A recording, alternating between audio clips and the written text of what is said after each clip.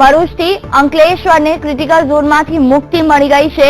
હવે પાનોલી, વટવા અને વાપી એ ક્રિટિકલ ઝોનમાં તેનો વારો આવ્યો છે। નવા ઉદ્યોગ તેમાં શરૂ થઈ શકશે।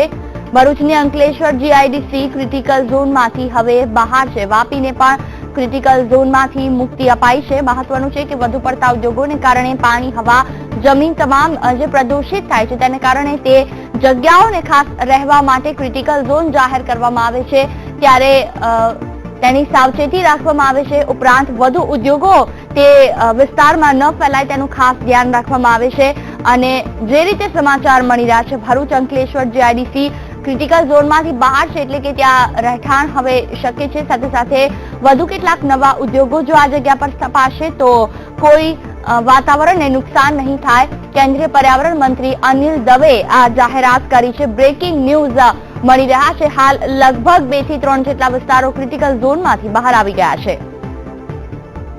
આ વિશે વધુ વાતચીત કરવા ભરત ચુડાસમા ફોન લાઈન પર। ભરત, ખાસ વાત કરવામાં આવે, ભરૂચ, પાનોલી, વટવા, વાપી તમામનું ક્રિટિકલ ઝોનમાંથી બહાર આવી ગયા છે, શું છે માહિતી? ચોક્કસથી જણાવી દઉં છું। આજ રોજ Ankleshwar industries association, Vapi industries association અને પાનોલી ઇન્ડસ્ટ્રીઝ એસોસિએશન દ્વારા એક સ્નેહ મિલન સમારંભનું આયોજન કરવામાં આવ્યું હતું અંકલેશ્વર આનંદપુરા હોલ ખાતે। અને ત્યાં જે કેન્દ્રીય મંત્રી છે વન અને પર્યાવરણના અનિલ માધવ દવે એક ખાસ અગત્યની જાહેરાત કરી હતી, જે વર્ષોથી આજે પેન્ડિંગ પડ્યું હતું અને વર્ષોથી જે ઇન્ડસ્ટ્રીયલ ઝોન ગુજરાતમાં રહેલા છે તેઓને ક્રિટિકલ ઝોનમાં મૂકવામાં આવ્યા હતા।